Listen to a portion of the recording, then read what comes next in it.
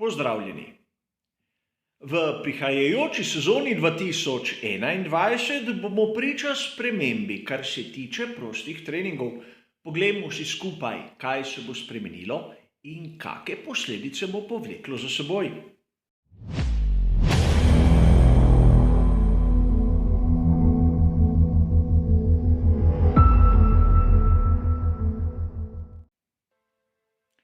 Verjetno ste tudi sami zasledili, da se bosta prvi in drugi trening skrajšala iz 90 minut na 60 minut. In če malce preračunamo totalno dolžino treningov, bomo ugotovili, da v sezoni 2021 bo ta kar za četrtino krajša. Namreč po starem formatu so bili treningi razporejeni po dolžini tako, da je bil prvi dolg 90 minut, drugi prav tako 90 minut in tretji 60 minut. Skupaj nam to da 240 minut ali 4 ure. Sedaj imamo 3 enake treninge po 60 minut, kar da skupaj 180 minut ali seveda jasno 3 ure. A čeprav se lahko komu zdi na prvi pogled to izjemna sprememba, bomo videli v nadaljevanju, da zadeve niso tako hude. V športnem pravilniku 32. poglavje bomo ugotovili, da se je poleg dolžine treninga spremenil tudi interval. Tisti z pravilnikom zapovedani interval se je v bistvu podaljšal za pol ure, tako da ni razlike med začetkom prvega in drugega prostega treninga, kot je bilo včasih, in tudi tretji prosti trening se zaradi teh skrajšav ne začne prej. Poglejmo si nekaj drugega. Namreč zanimivo bo pogledati, koliko v resnici so bili na progi vozniki v prvem, drugem in tretjem prostem treningu. A najprej bom na hitro obnovil, kaj je sploh bistvo vsakega prostega treninga. V prvem prostem treningu je fokus usmerjen bolj na testiranje novih komponent, mogoče vidimo kakega novega voznika, pregleda se delovanje bolidov in to je tudi vse. Vidimo po uporabi pnevmatik, vrneta se 2 kompleta, a ta sta ponavadi en komplet najtrše mešanice in en komplet tiste najmehkejše mešanice, ki jo imajo na razpolago. Kolikor pogledamo to malce starejšo tabelo, bomo ugotovili, da v prvem prostem treningu vozniki naredijo tam okrog 20 do 30 krogov. A to moramo jemati z rezervo, kajti vzemimo neko povprečno dolžino trajanja kroga 90 sekund. Ukolikor to pomnožimo s 30 krogi, bomo razumeli, da v prvem prostem treningu so vozniki bili na progi 45 minut od 90, katere so imeli na razpolago. A seveda marsikdo od vas se bo sedaj vprašal, so res v večini primerov bili vozniki na progi 30 krogov, v nekaterih izjemnih primerih tudi čez. In seveda tu bi vam rad pokazal tisto tabelo iz velike nagrade Shakirja, kjer vidimo, da na primer George Russell je bil na progi bistveno več krogov v prvem prostem treningu. Zavedajmo se neke podrobnosti. Velika nagrada Shakirja je imela izjemno kratek krog, pod minuto. Torej, na progi je bil več kot 45 minut, a ne toliko, da bi bilo bistveno. Razumemo lahko, da v prvem prostem treningu so vozniki porabili v maksimalnem primeru polovico časa, ki so ga imeli na razpolago. In to imejmo nekako v podzavesti. Nato pride na vrsto drugi trening. Ta se odvija približno v istem času kot kvalifikacije in sama dirka, zato je bistven za nastavitev celotnega vikenda. Tu vidimo tako simulacijo kvalifikacij kot posamične stinte na tisti pnevmatiki, s katero bodo vozniki skušali začeti samo veliko nagrado.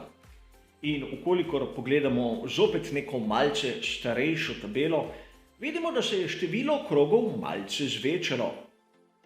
30, celo do 35 krogov in jemite to samo kot primer. In seveda, zopet s krogom, kateri traja tam okrog 90 sekund, pridemo približno na 52 minut od 90, katere so imeli na razpolago. Sedaj se moramo zavedati enega dejstva. V sezoni 2021 bo razvoj bistveno bolj omejen od tistega, kar smo videli v prejšnjih sezonah.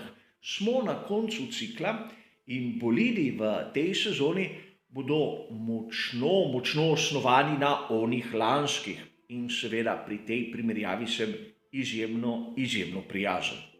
Torej v prvem prostem treningu ekipe ne bodo imele sploh kaj testirati toliko časa, zato si lahko mislimo, da v 60 minutah bodo z lahkoto opravili tisti svoj program.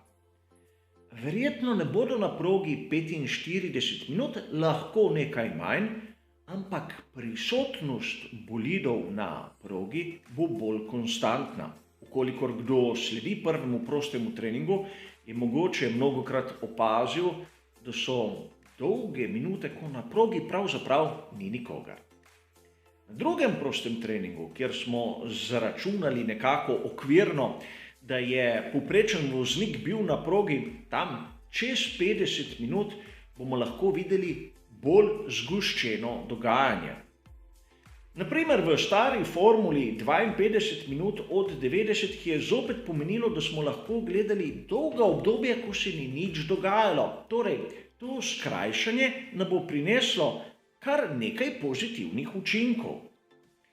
Tretji prosti trening, tisti v soboto zjutraj pred kvalifikacijami, je pa ponavadi namenjen temu, da vozniki dokončajo svoje programe, ukolikor so imeli težave predvsem v drugem prostem treningu, in do konca pripravijo svoje bolide za kvalifikacije. Tu lahko vidimo, da so bili na progi 15-20 krogov, kar pomeni okrog 30 minut od onih 60 na razpolago. In na tretjem prostem treningu smo ponavadi videli več dogajanja na progi, čeprav je trajal le 60 minut. Samo tako okvirno, da dobimo nek občutek. Ukolikor je imel voznik težave na prvem prostem treningu, zletel s proge, imel na primer okvaro na pogonskem sklopu ali menjalniku, to v bistvu ni ogrozilo njegovega vikenda. Med prvim in drugim prostim treningom je bilo dovolj časa, sedaj so 2,5 ure, tako da je bil pripravljen za nadaljevanje, za tisti glavni trening, kjer se je praktično odvilo vse, kar je bilo pomembno. Seveda, tudi sedaj z 60-minutnim prvim treningom ne bo velikih sprememb. Ukolikor je imel voznik težave v drugem prostem treningu in praktično je odpeljal krog 2 oziroma ni končal svojega programa, tudi sedaj v tem skrajšanem formatu v bistvu ne bo velikih razlik.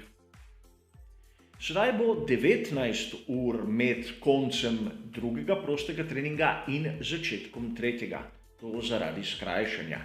In v bistvu, ukolikor bo kdo izpustil drugi prosti trening, bo imel v tretjem prostem treningu pravzaprav isto količino časa, da nadoknadi zamujeno, čeprav bo imel težave. Ukolikor bo imel težave v tretjem prostem treningu, se bo to poznalo na kvalifikacijah, kar je znana zgodba, a tu ni sprememb.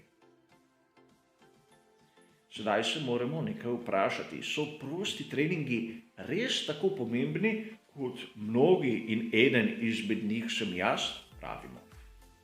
Poglejmo, kaj se je zgodilo na veliki nagradi Emilia Romagna v sezoni 2020.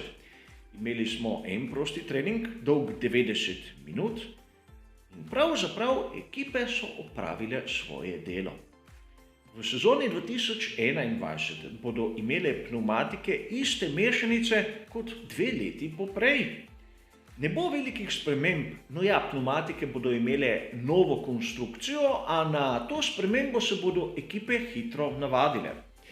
Torej, to skrajšanje bo po eni strani prineslo malce več dogajanja na progi, organizatorji bodo imeli več časa med prvim in drugim prostim treningom, tako da bodo lahko organizirali kakšno spremljevalno tekmovanje več. In kot sem povedal, same ekipe ne bodo bistveno prikrajšane.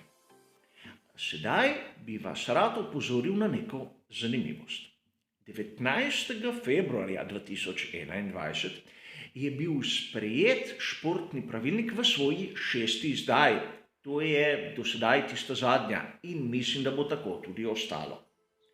In tu so zabeležene tiste spremembe, na katere sem vas opozoril. Govorimo o 32. poglavju, kjer je samo en člen, podčlen A ter podčlen B. Nič takega. A na isti dan je bila sprejeta druga izdaja športnega pravilnika za sezono 2022. Tu je zapisano vse po starem. Torej, prvi prosti trening dolg 90 minut, drugi prosti trening prav tako dolg 90 minut in tretji prosti trening dolg 60 minut. Mogoče bomo do začetka sezone 2022 videli kakšne novosti, kakšne spremembe, kakšne popravke, a menim, da formula, katero jo bomo gledali letos v prostih treningih, se bo lahko ohranila ali pa tudi ne. Mogoče je to samo posledica tega, da bomo videli podobne bolide lanskim in zato ekipe pravzaprav ne rabijo toliko časa in organizator hoče imeti dogajanje na sami progi, ko so prosti treningi. Videli bomo kot ponavadi, kaj nam bo prinesla prihodnost. To je vse za ta kratek pregled sprememb okrog prostih treningov. Hvala za vašo pozornost ter nasvidenje.